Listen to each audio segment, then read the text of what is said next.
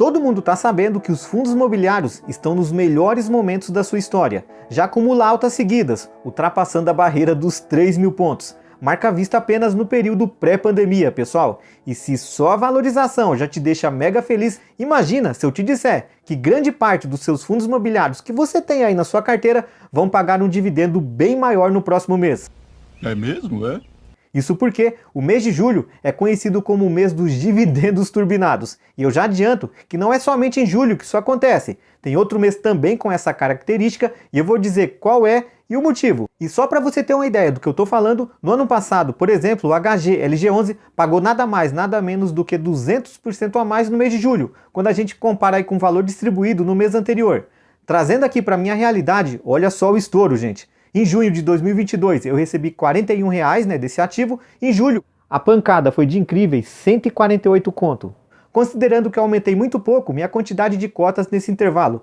Isso porque o fundo paga tradicionalmente em média R$ 1,10 por cota. Só que em julho o dividendo foi de R$ 3,30, muito acima da média. E se você está empolgado com isso, acredite, não é apenas em julho que você recebe essa bolada. Esse pagamento diferenciado ocorre também no mês de janeiro. Mas como que eu sei disso, pessoal? Bom, primeiro que o histórico não deixa eu mentir. E além desse exemplo que eu trouxe, eu fiz questão de pegar o histórico de pagamentos de dividendos de dezenas de fundos imobiliários de junho e julho do ano passado. Notem que teve fundos pagando em julho 30, 50, 100 e até 200% a mais de dividendos em relação a junho. E por que que isso acontece? Vamos lá. Gente, eu já falei em alguns vídeos que os fundos imobiliários são obrigados por lei a pagar para os seus cotistas no mínimo 95% do lucro obtido a cada semestre. Só que praticamente todos eles fazem essa distribuição dos ganhos mensalmente. E é disso que a gente gosta, afinal, esse é o diferencial aí dos fundos imobiliários, já que a maior parte dos investidores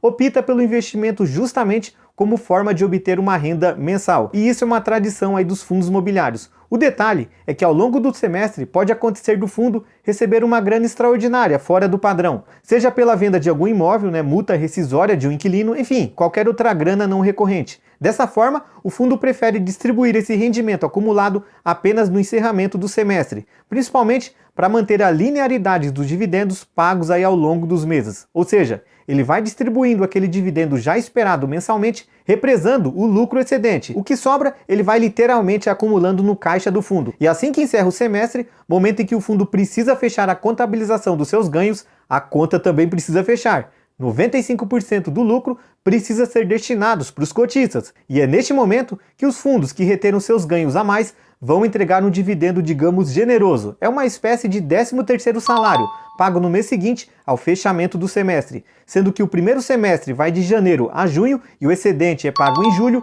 e o segundo semestre vai de julho a dezembro, e o que ainda não foi distribuído é pago em janeiro. Simples assim. Gente, obviamente não é uma regra adotada por todos os fundos imobiliários pagar esse excedente somente no final do semestre. Pode ocorrer desse montante a mais ser diluído aí ao longo dos meses, mas pelo histórico, a maioria dos fundos adotam essa medida de entregar somente no fechamento. E lembrando que para um fundo imobiliário entregar uma grana extraordinária vai depender exclusivamente do seu desempenho. Se ele não teve um dinheiro a mais entrando aí no seu caixa, obviamente, ele não vai ter esse tal 13º salário. Enfim, para a gente que já está acostumado, já conhece essa tradição dos fundos imobiliários de pagar um pouquinho a mais no fechamento do semestre, use o longo prazo ao seu favor, vai acumulando cotas para receber cada vez mais dividendos. O grande problema é para os desavisados. Aquele fulano que investe olhando exclusivamente o dividend yield de cada fundo imobiliário. Ele vai lá, bota numa tabela todos os fundos imobiliários com a respectiva rentabilidade, mete um filtro do maior para o menor e toma como base aqueles que estão no topo, pagando os maiores dividendos,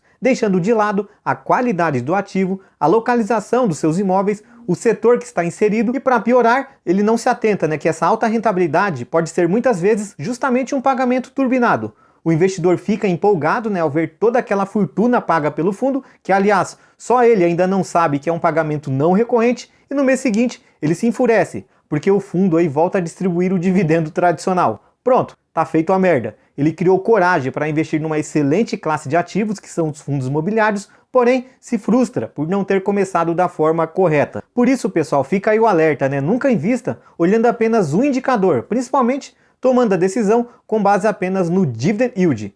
Eu creio que seja o indicador mais traiçoeiro, que exista, e quanto mais ambicioso for o indivíduo, maior poderá ser o tombo. Melhor do que ficar se arriscando nos fundos que mais pagam dividendos é entender da onde que vem a grana que ele está recebendo para repassar para você. Estude bastante aí o fundo que deseja investir, leia seus relatórios e dê uma olhada no histórico de dividendos para que você não seja pego de surpresa. É nos relatórios que você descobre se o fundo está com algum lucro represado para te entregar aí ao final do semestre. Desejo bons investimentos e a gente se vê no próximo vídeo.